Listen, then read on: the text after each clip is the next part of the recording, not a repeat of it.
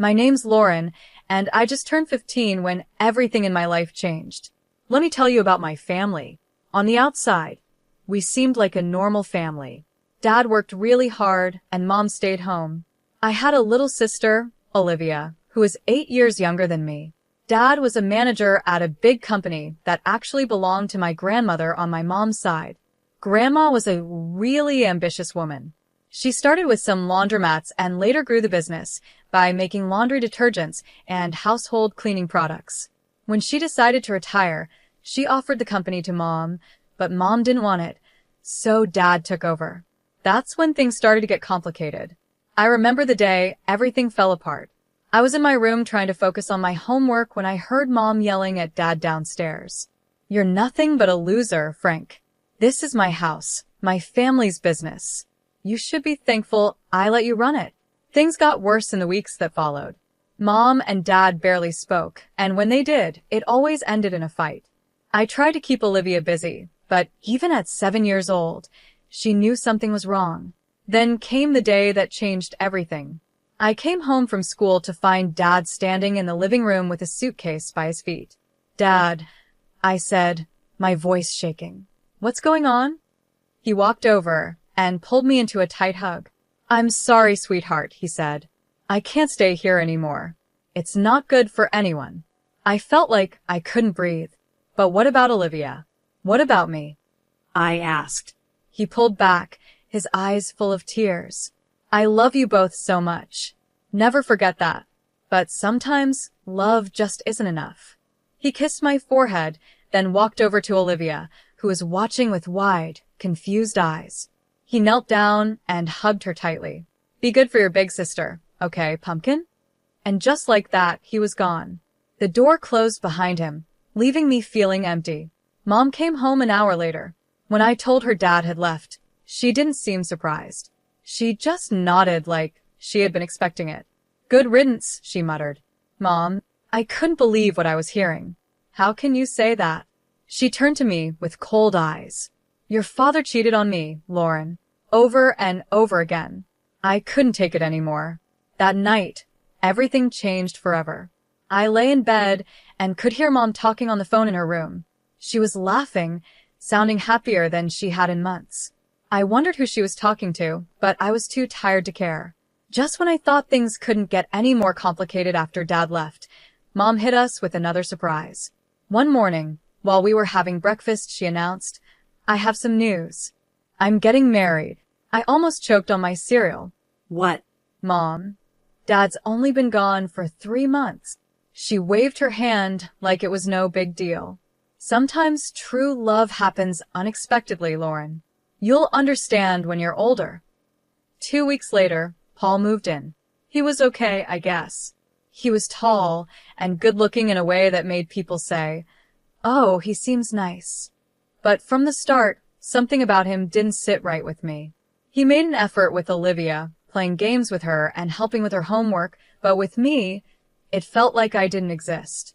Meanwhile, things were changing at the company, too. After Dad left, Mom took over, and she brought Paul in to work with her. They seemed to work well together, always talking about business plans. I tried to focus on my own life, school, friends, and the usual teenage stuff, but it was hard to shake the feeling that I was becoming invisible in my own family. Things got worse when Mom and Paul announced they were opening a new branch of the company in another city. One evening, Mom said, "We're moving. It's a great opportunity for the business." Then she added, "Paul and I have been talking, and we think it's best if you stay here." I couldn't believe what I was hearing. "Stay here? Without you?" I asked, shocked. Mom quickly explained, "The new house won't have much space, and you're almost finished with school. It wouldn't make sense to transfer right before your exams." It felt like a punch to the stomach. "So where am I supposed to live? On the street?" I asked, trying not to cry. "Don't be dramatic, Lauren," Mom scolded. "You'll stay with your grandmother. She's already agreed to it." I stormed off to my room and slammed the door. As I lay on my bed, tears of anger and hurt ran down my face. I couldn't stop thinking, when did I become such a burden to my own mother? The next few weeks flew by, filled with packing boxes and goodbyes. Not for me, though. The tears were from Olivia, who didn't want to leave her friends behind. I helped Olivia pack, trying to stay cheerful for her sake. Will you come visit us, Laura? She asked, her big brown eyes filled with tears. I hugged her tightly. Of course I will, Squirt. You can't get rid of me that easily.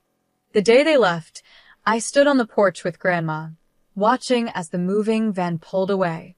Mom gave me a quick hug, and Paul gave an awkward nod. Then they were gone, taking Olivia with them. Living with Grandma wasn't as bad as I had imagined.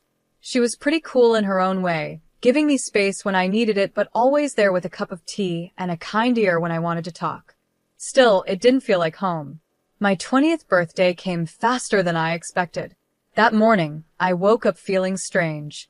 I should have been excited, but all I felt was empty. Mom called, of course. Happy birthday, sweetie, she said, sounding overly cheerful. I'm sorry we can't be there. Work is just crazy right now. We'll celebrate next month when we visit, okay? I knew we wouldn't. They hadn't visited once since they moved. Sure, Mom. Sounds great. Grandma must have sensed how I was feeling, because she really went all out. She let me invite a few friends over, ordered my favorite food, and even baked a cake herself. For a few hours, I almost forgot about everything. The next morning, Grandma called me into her office. She had a serious look on her face that made my stomach drop. Sit down, Lauren, she said, pointing to the chair across from her desk. We need to talk. My mind raced. Oh no. Is she kicking me out? Where would I go? But then she smiled, reached into her desk drawer, and pulled out a small folder. Happy birthday, sweetheart. Open it. I did, and my heart nearly stopped when I saw what was inside. Grandma, is this? She nodded, her eyes sparkling. The company is yours now, Lauren. I see potential in you. You've got a good head on your shoulders, and I know you'll do right by the business. But Mom and Paul, they're running it now, I said, still in disbelief. Grandma's face tightened a little. They're running a branch. The main company, the heart of it all, that's yours now. I sat there, stunned. Me, barely 20, the owner of a multi-million-dollar company. It felt like a dream or maybe a nightmare. I don't know what to say. I finally managed. Grandma reached across the desk and squeezed my hand. You don't have to say anything. Just promise me you'll give it your all. I nodded, still in shock. I will. I promise. She leaned back, satisfied. Good. Now, I have one more piece of advice for you, and I want you to listen carefully. I leaned in, hanging on to every word Grandma said. Call your father, she told me. There's more to the story than you know. Talk to him, even if it's just as a consultant, but hear him out. It took me a whole week to find the courage to call Dad. We decided to meet at a small cafe downtown. When I saw him, my heart tightened. He looked older, tired, but his eyes brightened when he saw me. There was an awkward silence at first, but then everything spilled out: the divorce, Mom's remarriage, the move, and Grandma's gift. Dad listened quietly, his face showing all kinds of emotions. When I finished, he took a deep breath. Laura, there's something you need to know about the divorce. Then he told me everything. How Mom never respected him, always putting him down and calling him a loser, making him feel worthless. He explained how, after a huge fight, he got drunk and made the biggest mistake of his life. I cheated on her, he admitted, his voice heavy with guilt. I regretted it right away, but your mother used it against me. She threatened to take everything, even you and Olivia. She wanted me to leave, give her all the property, and pay alimony. I sat there shocked. This didn't sound like the Mom I thought I knew. Why didn't you fight it? I asked.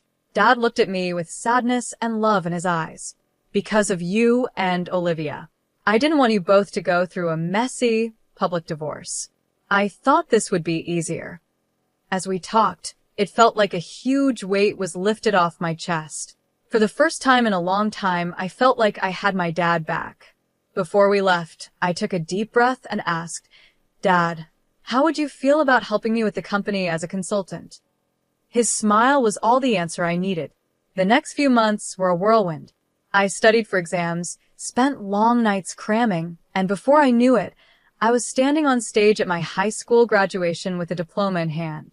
Grandma was in the audience, smiling proudly. Mom and Paul were nowhere to be seen, but by then, I'd learned not to expect much from them. As summer came, I focused on college applications.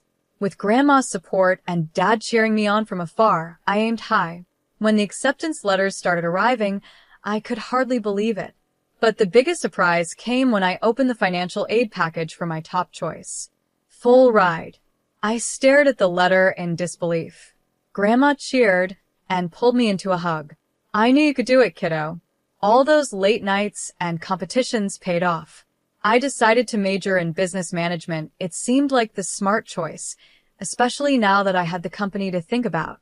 I now had a company to run, and the idea still felt unreal, but I was determined to make Grandma proud. To celebrate my college acceptance, Grandma decided to throw a small party, just the two of us. We got some fancy takeout, and a bottle of sparkling cider. Grandma wasn't about to let me drink champagne, even though I was an adult now. We were halfway through dinner when the doorbell rang. Grandma frowned, clearly not expecting anyone. "I'll get it," I said, putting down my fork. When I opened the door, my stomach sank. There stood my mother and Paul, looking annoyed and impatient. Before I could say anything, they pushed past me into the house. Mom didn't waste time on greetings. "Mother, we need to talk about the company. Now." I stood there, stunned, as Mom launched into a rant. She didn't even look at me, didn't ask about my graduation or college.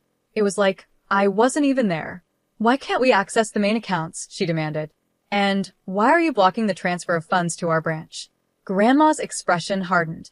"Because it's not your decision anymore, Kelly. The company belongs to Lauren now. She's the one who will decide its future and manage its finances." The room went silent. I could feel the tension hanging in the air. After Grandma's words, I saw a wave of emotions cross Mom's face. First shock, then anger, and finally, something calculating. Suddenly, her whole attitude shifted. "Lauren, sweetheart," she said, her voice dripping with fake kindness. "I've missed you so much. Why don't you come live with us?" I blinked, caught off guard by this sudden change. Mom stepped closer, reaching out like she wanted to touch my arm. Instinctively, I stepped back. "We've settled so nicely in the new city. We have a beautiful house, and there's a room just for you. We could set up a desk and get you a new computer for your studies and work." "No, Mom," I said firmly. "I'm happy here. I have my friends, my school, and Grandma needs me." Mom's smile wavered for a moment, but she quickly recovered. "Well, if that's the issue, we could always move back here. We could live in our old house, just like before. Wouldn't that be nice?" I shook my head. "It's not about the house, Mom. It's about everything." I could see the anger building in her eyes, barely contained. Before she could say anything, I decided to ask the question that had been burning inside me for months. "Mom, why did you really divorce Dad?" She froze, taken aback. "Well, your father, he cheated on me. Multiple times. I got tired of it. He left us for his mistress and didn't even pay alimony." "That's not true," I said quietly.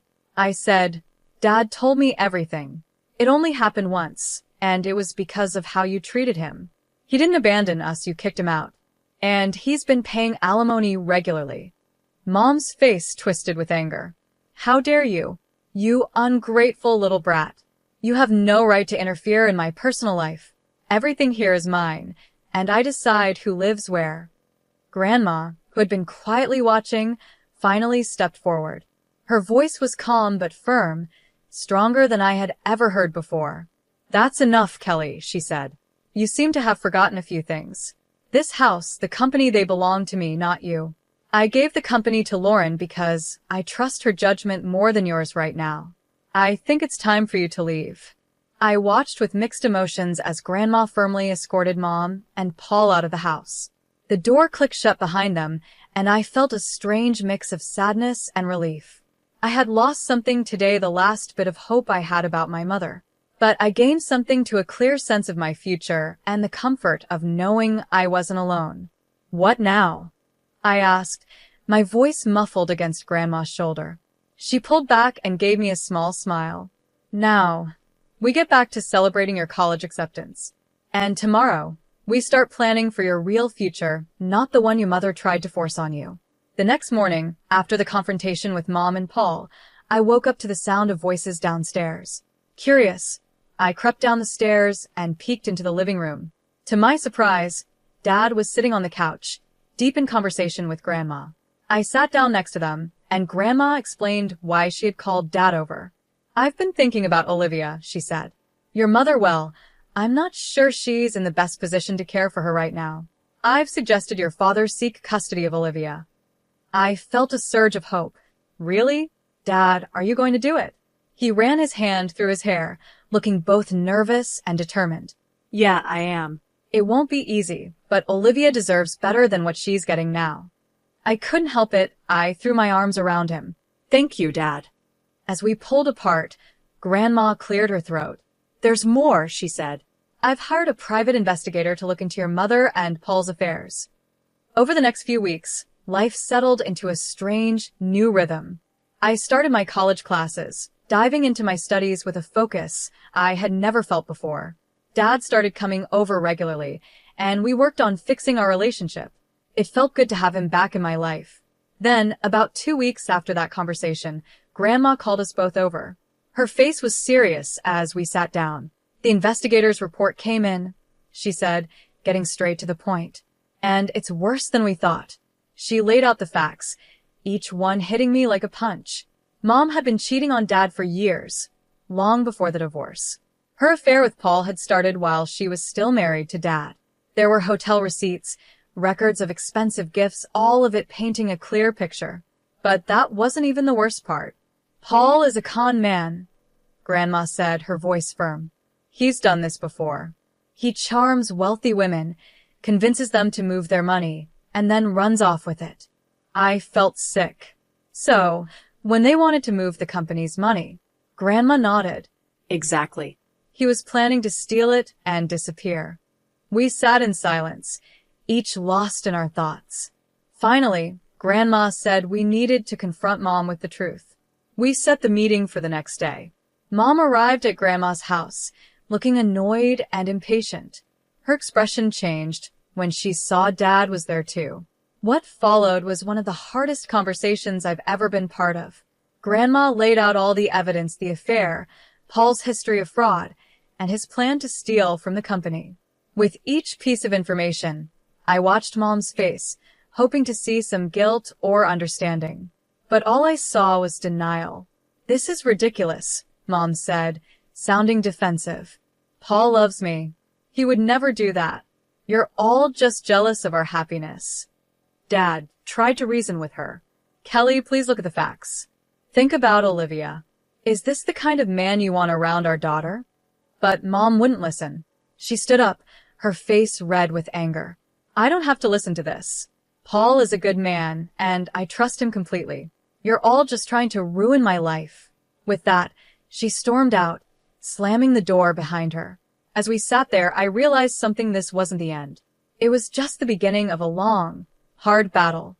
But looking at Dad and Grandma, I knew I wasn't facing it alone. The next few months were a whirlwind of legal battles and emotional ups and downs.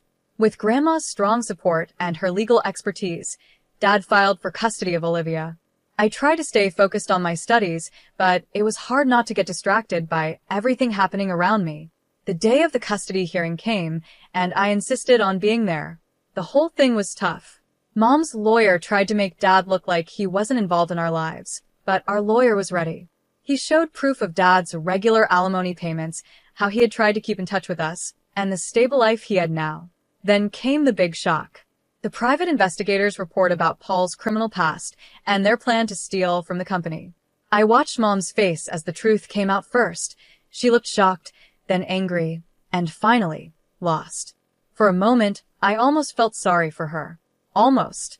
When the judge gave full custody of Olivia to Dad, I felt a mix of emotions: relief that Olivia would be safe, but also sadness that it had come to this. As we left the courthouse, Olivia in Dad's arms, Mom approached us. "This isn't over," she hissed, her eyes full of anger. Grandma stepped in between us. "Yes, Kelly, it is. Go home." Things only got worse for Mom after that. The judge ordered her to pay child support to Dad for Olivia. It was a huge shock for her, since she'd always thought she'd be the one receiving support, not paying it. I threw myself into my studies and learning more about the company, trying to stay away from the family drama.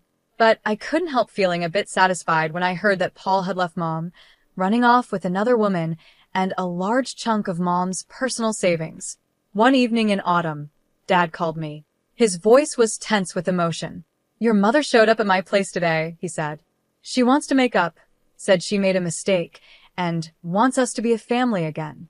My heart tightened. Part of me, a small part, wanted him to say yes, wanted things to go back to how they used to be. But I knew better now. We'd all been through too much. "I told her no," Dad said firmly. "I told her that ship sailed a long time ago and that I wouldn't put you or Olivia through that again." I let out a breath. I didn't realize I was holding. "Good," I said, surprised at how strong my voice sounded. "You deserve better, Dad. We all do." There was a pause, and then Dad spoke again. I could hear him smiling. "When did you get so wise, Laura?" I laughed, feeling lighter than I had in a long time. "I learned from the best." After I hung up the phone, I looked around my room at Grandma's house. My textbooks were scattered across the desk next to a stack of company reports, and photos of me with Dad and Olivia smiled back from the bulletin board. This wasn't the life I imagined a year ago. It wasn't perfect, there was still a lot to figure out and plenty of challenges ahead, but it was real. It was mine. I thought about Mom, now alone after all her plans and manipulations. I felt a little pity, but it was mostly replaced by a sense of justice. She made her choices, and now she had to deal with the consequences. As for me, I had a family that loved me, a company to run, and a future full of possibilities. It wasn't the path I expected, but standing at the start of my new life, I realized something important. Time flew by as I balanced college and managing a multi-million-dollar company.